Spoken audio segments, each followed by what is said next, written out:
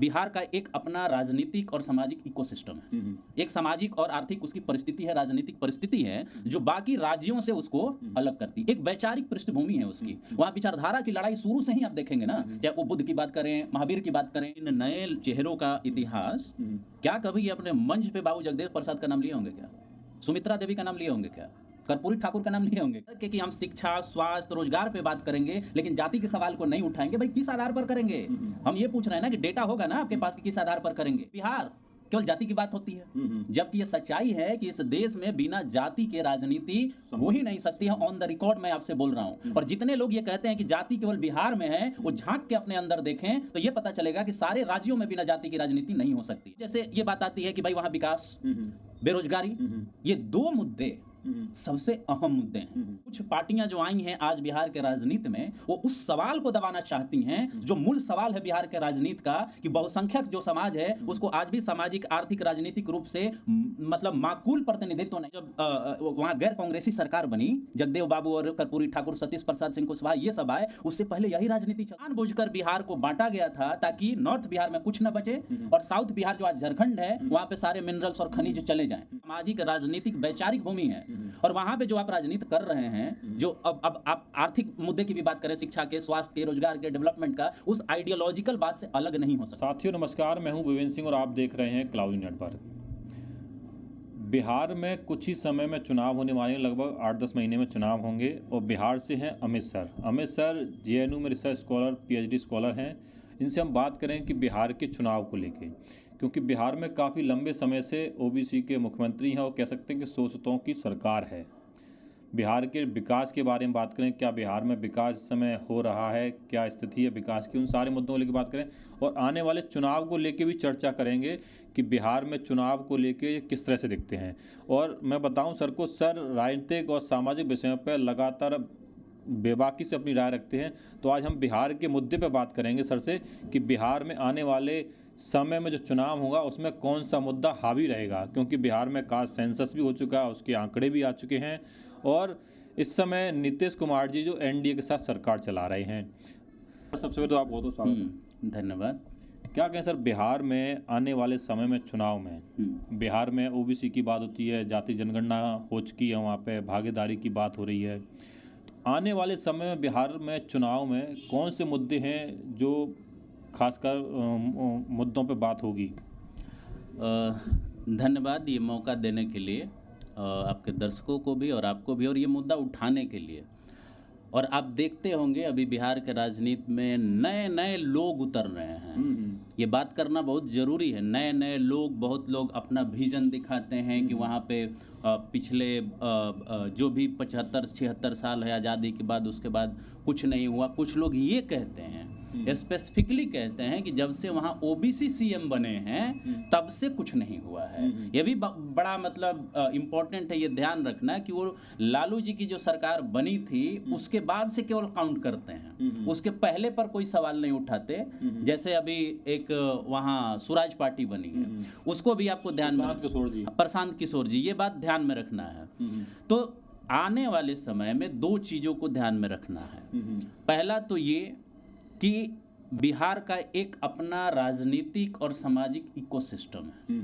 एक सामाजिक और आर्थिक उसकी परिस्थिति है, राजनीतिक परिस्थिति है जो बाकी राज्यों से उसको अलग करती। एक वैचारिक पृष्ठभूमि है उसकी। वहाँ विचारधारा की लड़ाई शुरू से ही आप देखेंगे ना, चाहे वो बुद्ध की बात करें, महावीर की बात करें, या सामाजिक, गुरु नानक की बात करें, गुरु गोविंद सिंह जी की बात करें, या राजनीतिक तौर से भी विचारधारा की अगर बात करें तो बिहार राज्य एक राजनीतिक वैचारिक संघर्ष की भूमि है। पहला ये एंगल, केवल आप ये इसको छोड़ करके आप वहां अंदाजा नहीं लगा सकते, क्योंकि जब जब दूसरे राज्यों में कुछ और होता है तो बिहार के जमीन से कुछ और शुरू होता है, और वो खास करके वैचारिक होता है। कह सकते हैं कि भारत में क्रांति जो हुई है बिहार से हुई है, बिहार के धरती से हुई है। तो वैचारिक पहलू को कितने जो एनालिस्ट हैं ना, विश्लेषक हैं, वो भूल जाते हैं और ये आरोप लगा देते हैं जनरली बिहार के ऊपर कि बिहार केवल जाति की बात होती है, जबकि ये सच्चाई है कि इस देश में बिना जाति के राजनीति हो ही नहीं सकती है। ऑन द रिकॉर्ड मैं आपसे बोल रहा हूं। और जितने लोग ये कहते हैं कि जाति केवल बिहार में है, वो झांक के अपने अंदर देखें तो ये पता चलेगा कि सारे राज्यों में बिना जाति की राजनीति नहीं हो सकती है। पहली बात।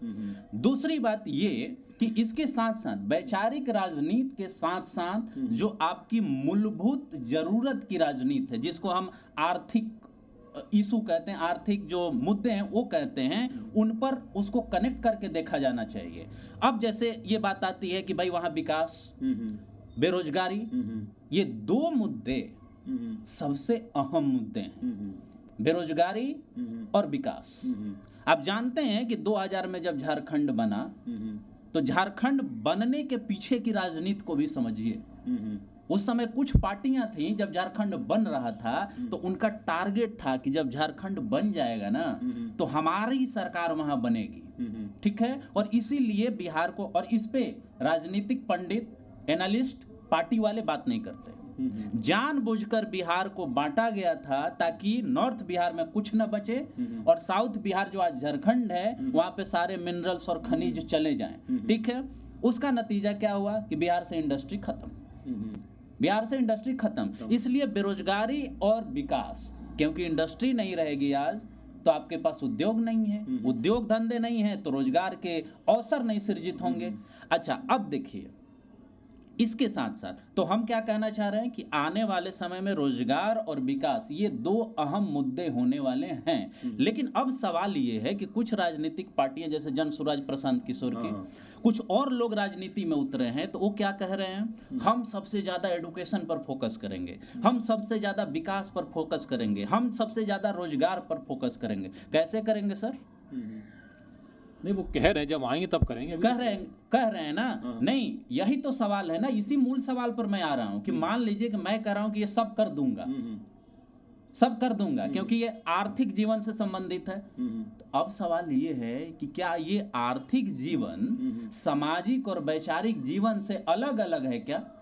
इसका जवाब कौन देगा? ये कोई नहीं दे रहा है। ध्यान दीजिएगा, जो मैं बात कह रहा हूं इस बात को समझिए। हमने कहा कि बिहार एक सामाजिक, राजनीतिक, वैचारिक भूमि है और वहां पे जो आप राजनीति कर रहे हैं, जो अब आप आर्थिक मुद्दे की भी बात करें, शिक्षा के, स्वास्थ्य के, रोजगार के, डेवलपमेंट का, उस आइडियोलॉजिकल बात से अलग नहीं हो सकता है। और जो नए नए लोग आ रहे हैं तो वो क्या कर रहे हैं कि जाति कोई सवाल ही नहीं है, वैचारिक जो लड़ाई है वो कोई सवाल ही नहीं है, जातीय शोषण कोई सवाल ही नहीं है, प्रतिनिधित्व रिजर्वेशन कोई सवाल ही नहीं है। बिहार जैसे राज्य में आप ये कह सकते हैं क्या?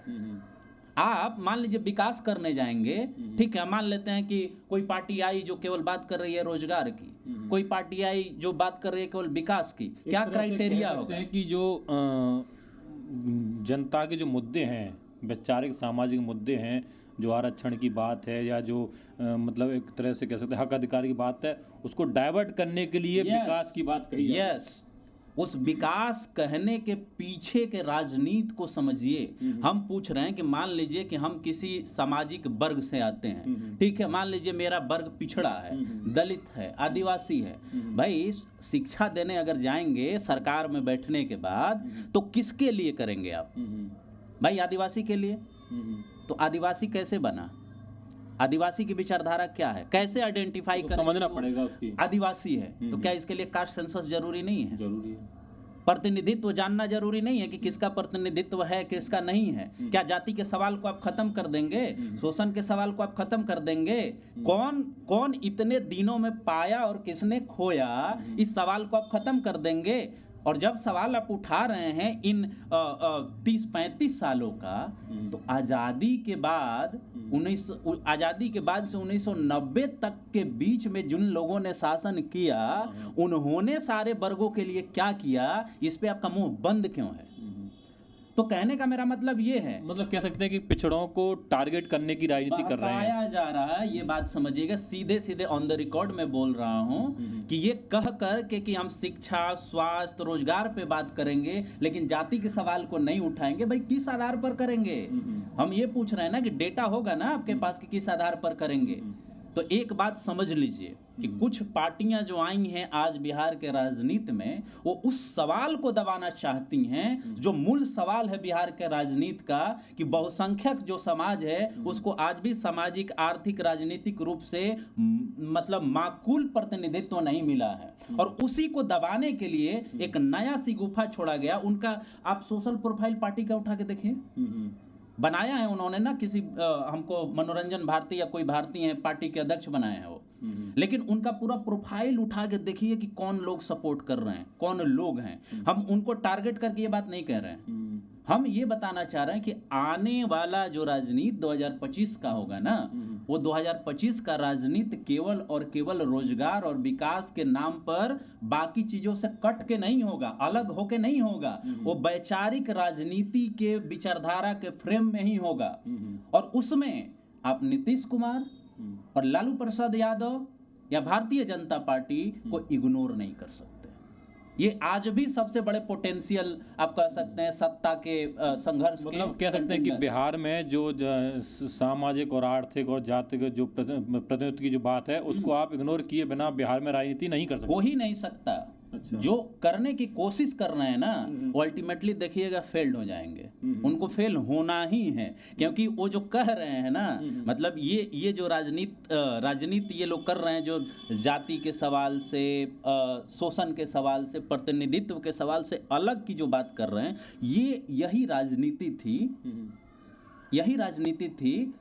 पहली बार जब वहाँ गैर कांग्रेसी सरकार बनी, जगदेव बाबू और कर्पूरी ठाकुर, सतीश प्रसाद सिंह कुशवाहा ये सब आए, उससे पहले यही राजनीति चलती थी। वो लोग क्या बोलते थे, कांग्रेसी जाति कोई चीज है ही नहीं, हम तो समाजवाद लागू कर रहे हैं, तो जाति की बात कहाँ है। मतलब अरे ये वर्ग है जो राजनीति कह रहा है ना, ये उसका रिवाइवल है, वो रिवाइवलिज्म कर रहा है उसी विचारधारा का जो कांग्रेस करती थी आज से 30-35 साल पहले, और बिहार के लोग ये बात समझ रहे हैं।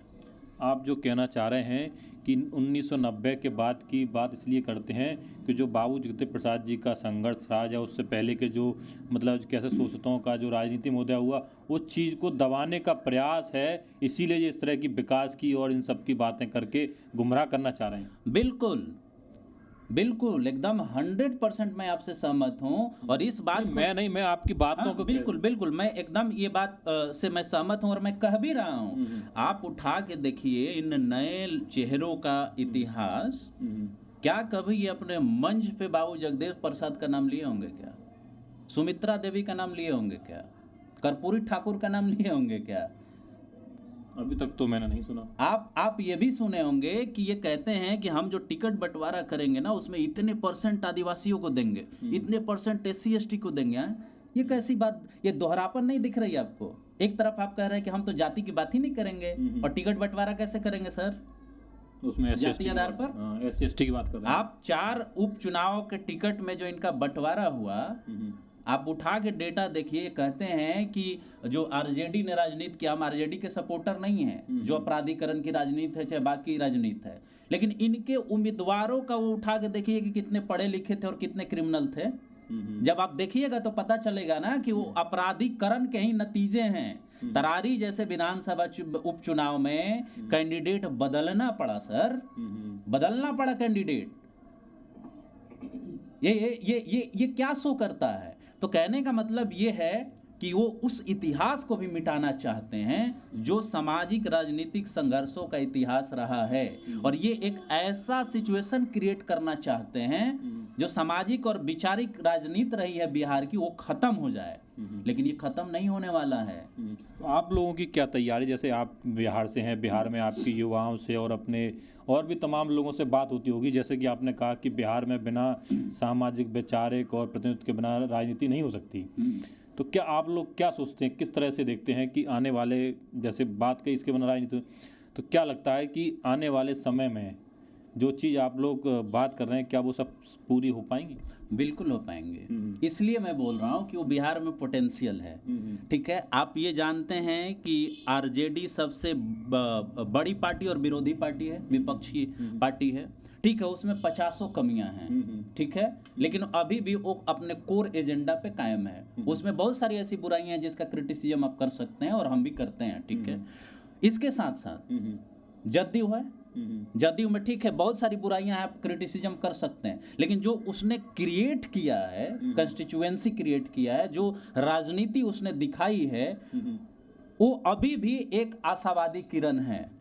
भारतीय जनता पार्टी है, एस्टेब्लिश्ड वेल ऑर्गेनाइज्ड पार्टी है, इनका संगठन है, ठीक है। आप आने वाले 20-25 साल इनके बिना राजनीति, इनके बिना वहां रिजल्ट, इनके बिना इनको बिना सोचे समझे आप कोई राजनीति नहीं कर सकते। दूसरा एलिमेंट मैं जोड़ रहा हूं, ये भी समझिए कि बिहार वामपंथी राजनीति का भी सेंटर रहा है, और विधानसभा में 12 विधायक माले के हैं, 2 उसके एमपी हैं। आप ये समझिए कि भारत के राजनीति में माननीय प्रधानमंत्री के होने के बावजूद, इतना मजबूत प्रधानमंत्री, उस हवा में भी वहां पर वो 12 सीट जीत रहे हैं लोग। और जानते हैं, एक बात ध्यान में रखिए कि जब भी बिहार में या पूरे भारत में सामाजिक न्याय की लड़ाई की बात होती है ना, तो वहां पे माले और वामपंथियों की बात करनी होगी आपको।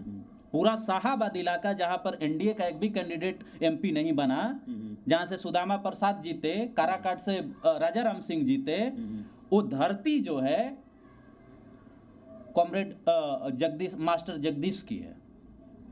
और एक बात और ध्यान रखिए कि ये ग्राउंड लेवल पर काम किए हुए हैं लोग, ठीक है। तो इतना जल्दी कोई चाहे, और ये सब लोग क्या हैं, ठीक है, इनकी लाख बुराइयां हैं, लेकिन ये वैचारिक स्तर पर राजनीति करते हैं। तो आने वाले समय में इनके बिना, हाँ, जो नए लोग हैं वो डिसरप्शन क्रिएट कर सकते हैं, वो डिस्टर्बेंस क्रिएट कर सकते हैं, ठीक है, वो गलतफहमी क्रिएट कर सकते हैं, लेकिन हमारे जैसे बहुत सारे लोग हैं जो इन चीजों को माइन्यूटली, साइलेंटली समझ रहे हैं। और जब मौका आएगा ना, तो मौका आएगा तो उसका जवाब भी है। हम लोग चुप थोड़ी बैठ सकते हैं। जो आज हम लोग हैं वो उसी वैचारिक राजनीति के बदौलत हैं, और जब मौका आएगा कि वो खतरे में है, तो हम लोग यहाँ नहीं बैठे रहेंगे, फील्ड में दिखेंगे।